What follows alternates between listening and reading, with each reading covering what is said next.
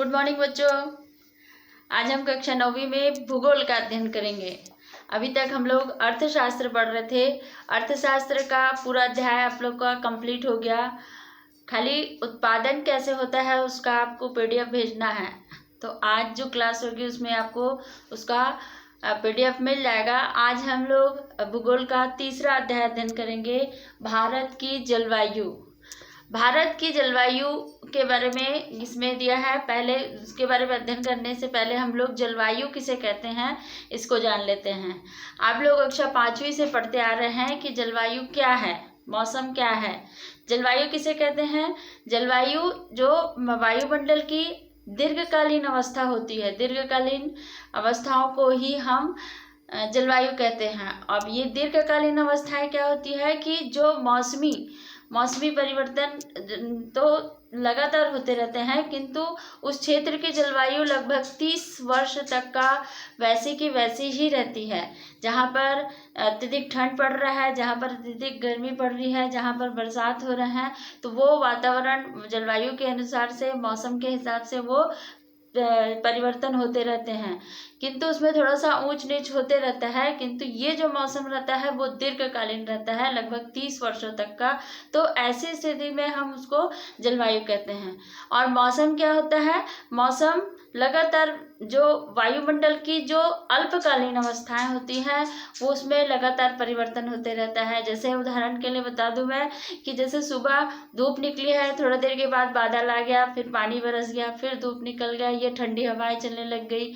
या फिर गर्मी के दिन में देखते हो कि थोड़ा देर बहुत तेज धूप रहता है, लू चलता है और शाम के बरसात हो जाती है। तो ये क्या कहलाता है? मौसम। क्योंकि ये जलवायु की अल्पकालीन अवस्थाएं होती हैं, इसलिए इसको हम मौसम कहते हैं। तो भारत की जो जलवायु है इसमें विविधता देखने को मिलता है हमको। भारत की जलवायु में विविधता किस प्रकार से? यहाँ पर देखेंगे, भारत एक ऐसा देश है जहाँ पर 4 ऋतुएं पड़ती हैं, और अन्य देशों में हम लोग देखते हैं 3 ऋतुएं पड़ती हैं, क्योंकि उनकी जो अवस्थाएं हैं वो जहाँ पर वो स्थित हैं वहाँ पर बरसात का मौसम नहीं होता। जैसे हमारे यहाँ होता है ना कि 4 महीना ठंडी होता है, 4 महीना बरसात होती है, 4 महीने गर्मी पड़ती है ना। और तो वहाँ पर खाली ये देखेंगे तो ठंड और गर्मी रहते हैं, और ठंड गर्मी, और जब ठंड पड़ती है तो उसी समय बारिश होती है। अलग से वहाँ पर बरसात का मौसम नहीं होता है। तो ये भारत की जो जलवायु है उसमें विविधता देखने को हमको मिलती है। भारत के उत्तर से लेकर दक्षिण, पूर्व से लेकर पश्चिम में अनेक क्षेत्र हैं, अनेक राज्य हैं, और वहाँ पर की जलवायु में विभिन्नताएं देखने को मिलती है। और इसमें ठंड है, बरसात है, गर्मी है, ये चीज़ों को हमको देखने को मिलता है। तो इसमें देखते हैं हम लोग भारत के उत्तरी क्षेत्र में देखेंगे तो उत्तर क्षेत्र की जलवायु किस प्रकार की होती है? ठंडी जलवायु इसलिए कि वहाँ पर अधिकांश करके वहाँ पर उत्तर भारत में देखेंगे जो हिमालय पर्वत है होने के कारण से अत्यधिक ठंड पड़ता है वहाँ पर। उसी प्रकार से वहाँ पर गर्मी भी पड़ती है और बरसात भी होती है। बरसात के लिए तो वहाँ पर मध्यम वर्षा होती है, किंतु ठंड और गर्मी बहुत तेज होता है। उसी में आते हैं हम लोग जो दक्षिण भारत है। दक्षिण भारत में देखेंगे तो दक्षिण भारत की स्थिति में देखोगे, भारत के जो दक्षिणी भाग है वहाँ पर तीनों ओर समुद्रों से घिरा होने के कारण से ये एक देखेंगे जो भारत का जो दक्षिणी क्षेत्र है वहाँ पर अधिकांश करके सम जलवायु पाई जाती है। सम जलवायु मतलब गर्मियों में अत्यधिक गर्म रहता है और ठंडियों में ठंड रहती है।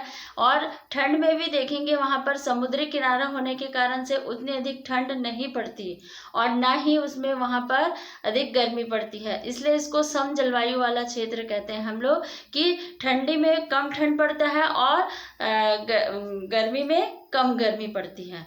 अब ले लेते हैं हम लोग उत्तर पश्चिम वाला क्षेत्र लेते हैं, उत्तर पश्चिमी वाला क्षेत्र। तो वहाँ पर देखते हैं उत्तर पश्चिमी क्षेत्र में मरुस्थलीय भाग है। उत्तर पश्चिमी क्षेत्र में मरुस्थलीय भाग क्यों है? क्योंकि इसके पहले जो हम लोगों ने अध्याय पढ़ा था उसमें आपको समझाई थी मैं कि जो राजस्थान वाला भाग है वो राजस्थान वाला भाग मरुस्थल क्यों है। क्योंकि यहाँ पर देखते हैं जब अरब सागर और बंगाल की खाड़ी जो बंगाल की खाड़ी है वहाँ से जो मानसूनी हवाएं बहती हैं ऊपर की ओर, क्योंकि मानसूनी हवाएं जब बहती हैं तो मानसूनी हवाएं किसको कहते हैं, जो वाष्प भरी हवाएं होती हैं उसको हम मानसूनी हवाएं कहते हैं। और ये जब उत्तर भारत की ओर प्रवेश करती है तो हिमालय पर्वत से टकराकर वो उन क्षेत्रों में वर्षा करती है। किंतु जो अरब सागर से जो मानसूनी हवाएं ऊपर की ओर चढ़ती हैं तो वहां पर कोई भी इतना ऊंचा पर्वत नहीं है जिसके कारण से वहां पर वो वर्षा कर सके। और इसीलिए देखते हैं अरब सागर से जो आने वाला जो मानसून हवा है वो सीधे हिमालय पर्वत की तरफ चल जाता है और इसलिए ये राजस्थान वाले क्षेत्रों में वर्षा नहीं कर पाता। और जब लौटता मानसून होता है, जब हिमालय पर्वत से मानसूनी हवाएं टकराकर उन क्षेत्रों में वर्षा कर देती है और फिर से जब वो हवाएं लौटती है अक्टूबर नवंबर के महीने में, तब उन क्षेत्रों में बरसात होती है।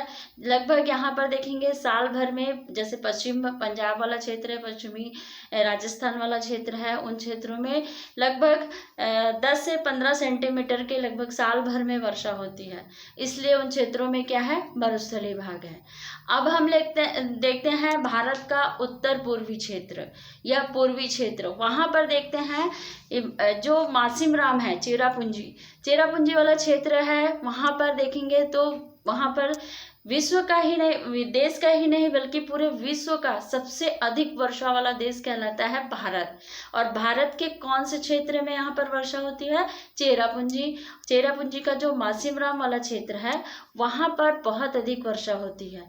इसका प्रमुख कारण क्या है, यहाँ पर देखते हैं जो बंगाल की खाड़ी से आने वाली जो मानसूनी हवाएं हैं, ये गारो, खासी और जयंतिया 3 पहाड़ियां हैं यहाँ पर मेघालय क्षेत्र में। मेघालय श्रेणियाँ जो वो वहाँ पर 3 पर्वत श्रेणी हैं। कौन कौन से, गारो, खासी और जयंतिया।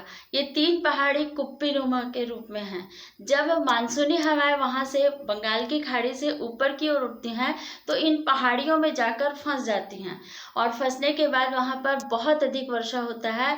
विश्व में सबसे अधिक वर्षा वाला क्षेत्र भारत में है और यहाँ पर लगभग 1080 सेंटीमीटर से भी अधिक वर्षा होती है। इसलिए ये बहुत अधिक वर्षा वाला क्षेत्र होता है। तो यहाँ पर देखेंगे बहुत अधिक वर्षा होती है। तो अलग अलग क्षेत्रों में हम देखते हैं यहाँ पर कि भारत का चाहे वो उत्तर क्षेत्र हो, चाहे पश्चिम क्षेत्र हो, चाहे पूर्व हो, चाहे दक्षिण क्षेत्र हो, यहाँ पर हर एक जलवायु में विभिन्नताएं पाई गई हैं। भारत की जलवायु, इसीलिए बोलते हैं कि भारत की जलवायु की एक अलग विशेषताएं हैं, क्योंकि यहाँ पर सभी क्षेत्र में एक समान जलवायु नहीं है, हर एक क्षेत्र में अलग अलग जलवायु है। तो इस पार्ट में हम लोग देखते हैं इसमें जलवायु को नियंत्रित करने वाले कारक कौन कौन से हैं। जलवायु को नियंत्रित करने के लिए कारक है, देखेंगे एक तो है अक्षांशीय स्थिति, दूसरा है यहाँ पर देखेंगे ये पहला है अक्षांशीय स्थिति, दूसरा है धरातलीय ऊंचाई, तीसरा है समुद्र से दूरी, चौथा है वायु दाब और पांचवा है हिमालय पर्वत की स्थिति और छठवा है मानव द्वारा निर्मित कारण। कौन कौन से हैं, ये जो 6 प्रमुख कारण हैं जलवायु को नियंत्रित करने में प्रमुख अपनी महत्वपूर्ण भूमिका निभाते हैं।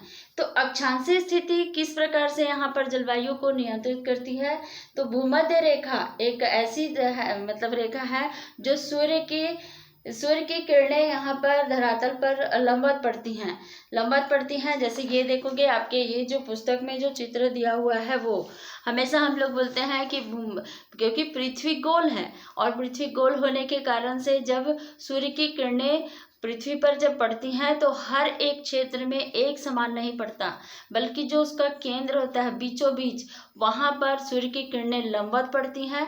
और जैसे जैसे हम ध्रुव की ओर जाते हैं, उत्तरी ध्रुव की ओर या दक्षिणी ध्रुव की ओर, तो सूर्य की जो किरणें हैं, जो उसका तापमान है वो कम होते जाता है। और इसी के कारण से देखते हैं यहाँ पर कि जलवायु में परिवर्तन है। हमारा भारत देश शीतोष्ण कटिबंध क्षेत्र में आता है। शीतोष्ण कटिबंध क्षेत्र किसको कहते कहते हैं, जहाँ पर गर्मियों में बहुत अधिक गर्मी पड़ती है और ठंडियों में बहुत अधिक ठंड पड़ती है। तो यहाँ पर जो क्षेत्र है वो, और जहाँ पर सूर्य की किरणें लंबवत पड़ती है वहाँ पर साल भर बहुत अधिक गर्मी रहता है। गर्मी मतलब जैसे भूमध्य रेखीय प्रदेश की जलवायु रहती है, दिन भर बहुत अधिक धूप निकलता है और शाम के क्या हो जाती है, बहुत तेज बरसात होती है, और उसके कारण से वहाँ पर इतना ज़्यादा गर्म प्रदेश होता है कि वहाँ पर किसी भी चीज़ का उत्पादन करना संभव नहीं होता। और इसी में देखते हैं हम लोग, जैसे हम दक्षिण की ओर या उत्तरी ध्रुव जो होता है पृथ्वी का, जो एकदम लास्ट जो रहता है ऊपरी भाग, वहाँ पर चाहे वो उत्तर ध्रुव हो चाहे दक्षिण ध्रुव, वहाँ पर सूर्य की किरणें नहीं पहुँच पाती, जिसके कारण से वहाँ पर साल भर बर्फ जमा रहता है। इसीलिए वहाँ पर किसी भी जीव या फिर किसी भी वनस्पति का उत्पादन नहीं हो पाता, और इसीलिए इसे श्वेत महाद्वीप भी कहते हैं, क्योंकि यहाँ पर हमेशा बर्फ जमा रहता है। तो इसके कारण से भी हर एक क्षेत्र की जलवायु प्रभावित होती है, क्योंकि सूर्य की किरणें वहाँ पर लंबवत, जो बीचों बीच है लंबवत पड़ती है, फिर गोलाई वाले भाग में थोड़ी दूर में वहाँ पर सूर्य की किरणें तिरछी पड़ती हैं, और जो ऊपरी भाग है वहाँ पर सूर्य की किरणें नहीं पड़ती हैं। तो इसके कारण से भी क्या होता है, ये जो अक्षांशीय रेखा है भी जलवायु को नियंत्रित करने के में एक महत्वपूर्ण भूमिका निभाती है। हम दूसरा कारण देखते हैं, इसमें देखोगे दूसरा है धरातलीय ऊंचाई। धरातलीय ऊंचाई के कारण से भी हर एक जगह का तापमान क्या होता है, अलग अलग होता है, वहाँ की जलवायु अलग होती है। हम देखते हैं धरातलीय ऊंचाई को हम कैसे मापते हैं, क्योंकि समुद्र का जो धरातल होता है वो मैदानी भाग, हमारा जो मैदानी भाग है और समुद्र की ऊंचाई दोनों ही क्या होता है, समतल भाग होता है, समान होता है, और उसके कारण से क्या होता है, वहाँ समुद्र की धरातल को हम 0 मीटर मानकर हम किसी भी क्षेत्र की ऊंचाई को आसानी से माप सकते हैं। तो जैसे जैसे हम धरातल की ऊंचाई पर जाते हैं वहाँ पर तापमान कम होते जाता है, और इसीलिए देखते हैं जो भाग समुद्र के किनारे या समुद्र जो धरातल में ऊंचाई नहीं होती वहाँ पर की जलवायु क्या होती है, ठंड रहती है, गर्म रहता है। और जैसे जैसे हम ऊंचाई की ओर बढ़ते हैं वैसे वैसे क्या होता है, वहाँ पर पहाड़ी क्षेत्रों में जैसे देखते हैं मनाली है, ऊटी है, इन क्षेत्रों में जाकर देखते हैं तो गर्मी के दिनों में भी वहाँ पर तापमान क्या होता है, कम होता है, वहाँ पर क्या होती है, ठंडक होती है। तो ये धरातल की जो ऊंचाई है उसके कारण से भी जलवायु, हर एक क्षेत्र की जलवायु प्रभावित होती है। अब देखते हैं हम लोग तीसरा कारण क्या है इसमें, समुद्र से दूरी। समुद्र से दूरी भी यहाँ पर जलवायु को नियंत्रित करने में एक महत्वपूर्ण भूमिका निभाती है। उसका कारण क्या है, यहाँ पर समुद्र से दूरी, जो क्षेत्र समुद्र के पास होती है वहाँ पर की जलवायु क्या होती है, सम जलवायु होती है। गर्मियों में कम गर्मी लगता है, ठंडियों में हमको कम ठंड लगता है। जैसे आज अगर हम रायपुर में रहते हैं और यहाँ पर ठंड पड़ रही है, लेकिन समुद्री इलाके में अगर जाते हैं हम लोग, मद्रास में, हैदराबाद में, ये जो क्षेत्र है जो समुद्र से लगे हुए हैं वहाँ पर उतनी ज़्यादा ठंडक नहीं होगी, क्योंकि यहाँ पर क्या है, समुद्र के कारण से यहाँ पर जो वाष्प भरी हवाएं चलती हैं उसके कारण से वहाँ पर उमस रहता है, और उमस होने के कारण से वहाँ पर गर्मियों में कम गर्मी लगता है, हवा चलती है तो, और ठंडियों में कम ठंड लगता है। और जो जैसे जैसे हम समुद्र से दूर होते जाएंगे वहाँ पर जलवायु में परिवर्तन आते जाता है। तो समुद्र की से दूरी भी क्या है, एक जलवायु को नियंत्रित करने का प्रमुख कारक बना हुआ है। अब देखते हैं इसमें धरातलीय ऊंचाई से ये वायुदाब का से किस प्रकार से ये प्रभावित होती है। तो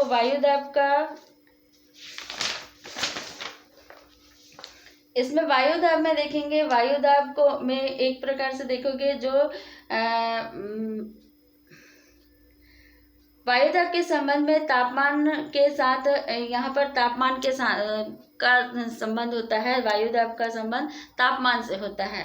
ये जब जब यहाँ पर तापमान अधिक होता है तब तब वहाँ पर की वायु दाब क्या होती है, कम पड़ती है। और जैसे जैसे वहाँ पर वायु दाब अधिक पड़ता है वहाँ का जो क्षेत्र होता है वहाँ पर क्या होती है, ठंडक होती है। तो पवन हमेशा यहाँ पर देखेंगे उच्च वायु दाब से निम्न वायु दाब की ओर चलते हैं। और ये ऐसे मतलब यहाँ पर देखोगे कभी कभी होता है कि वायु दाब के कारण से कभी कभी बहुत अधिक गर्म हवाएं चलती है और कभी कभी बहुत थोड़ी देर के बाद या कुछ देरों के बाद में ठंडी हवाएं चलती हैं। तो जहाँ पर का क्षेत्र में वायु दाब अधिक होता है वहाँ पर क्या होता है, ठंडक होती है और उस ओर से चलने वाली हवाएं ठंडी ठंडी आती हैं। और जहाँ पर वायु दाब कम होता है वहाँ पर गर्म होता है और उसके कारण से क्या होता है, यहाँ पर जलवायु में परिवर्तन होती है। आज देखते हैं हम लोग मानव द्वारा निर्मित कारण भी है। यहाँ पर छठवां कारण देखेंगे जलवायु को नियंत्रित करने के लिए। तो मानव द्वारा निर्मित कारक कौन कौन से हैं, जैसे हम लोग संसाधन पढ़ते हैं, संसाधन के द्वारा यहाँ पर देखेंगे पर्यावरण में यहाँ पर मनुष्य द्वारा निर्मित पर्यावरण है वो मनुष्य अपने द्वारा जलवायु या फिर अपने आसपास के पर्यावरण को परिवर्तन कर देता है।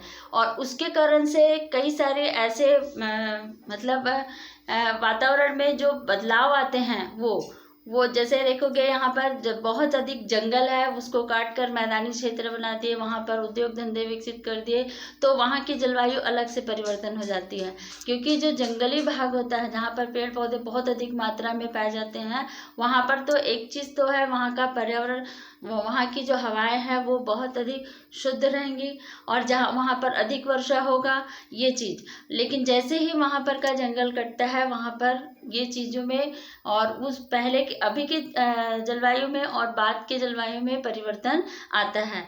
तो मानव द्वारा निर्मित बहुत सारे ऐसे कारण हैं, जैसे बहुत आजकल का जो लाइफ स्टाइल है उस हिसाब से देखा जाएगा हर एक व्यक्ति के पास यातायात के जो संसाधन हैं वो उसका जो चलन है उसके कारण से भी पर्यावरण प्रदूषित हो रहा है और उसके कारण से भी जलवायु क्या हो रही है, यहाँ पर परिवर्तित होती जा रही है। क्योंकि यहाँ पर जैसे देखेंगे उद्योग धंधे विकसित है, उद्योग धंधे में जो धुआं है और जो केमिकल्स पदार्थ हैं वो जो निकलते हैं वो एक कारण, दूसरा जो यातायात से निकलने वाला जो धुआं है या बड़ी बड़ी मशीनें जो चलती हैं वो उसके जो आवाज़ है ध्वनि प्रदूषण फैलाता है। और ये जो सारे कारक हैं ये हमारे जो आसपास के पर्यावरण को परिवर्तित करते जा रहे हैं। क्योंकि अगर प्रदूषण बढ़ेगा तो पृथ्वी में कार्बन डाइऑक्साइड की मात्रा बढ़ेगी और कार्बन डाइऑक्साइड की मात्रा बढ़ेगी तो तापमान ऑटोमेटिक क्या होगा, बहुत अधिक होता जाएगा।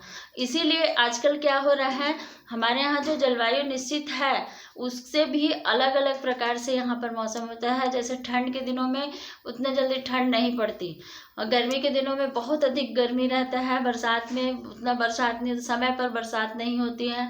और यही चीज़ क्या होता है, जलवायु में परिवर्तन के प्रमुख कारण बने हुए हैं कि मनुष्य अपनी सुविधा के लिए इसका उपयोग तो करता है किंतु ये हमारे लिए एक खतरनाक है। क्योंकि अगर हम ऐसे ही करते रहेंगे तो आने वाले समय में ये क्या होगा, हमारे लिए हानिकारक होगा और जो हमको संसाधन प्राप्त हो रहे हैं वो नहीं मिल पाएंगे। तो बच्चों आज हम लोगों ने जलवायु के बारे में पढ़े और जलवायु के बारे में इसमें भारत की जलवायु के बारे में पढ़े हैं। क्योंकि भारत की जलवायु में विविधता देखने को मिलती है और इसमें जलवायु को नियंत्रित करने वाले कारक कौन कौन से हैं। इसमें पहला देखोगे इसमें अक्षांशीय स्थिति, धरातलीय ऊंचाई, समुद्र से दूरी, वायु दाब, हिमालय पर्वत की स्थिति और मानव निर्मित। हिमालय पर्वत की स्थिति के बारे में मैंने नहीं पढ़ाया अभी। हिमालय पर्वत की स्थिति क्या है कि भारत के उत्तरी क्षेत्र में हिमालय पर्वत स्थित है और उसके कारण से भारत के बहुत बड़े क्षेत्र में मानसूनी हवाओं के द्वारा बरसात होती है।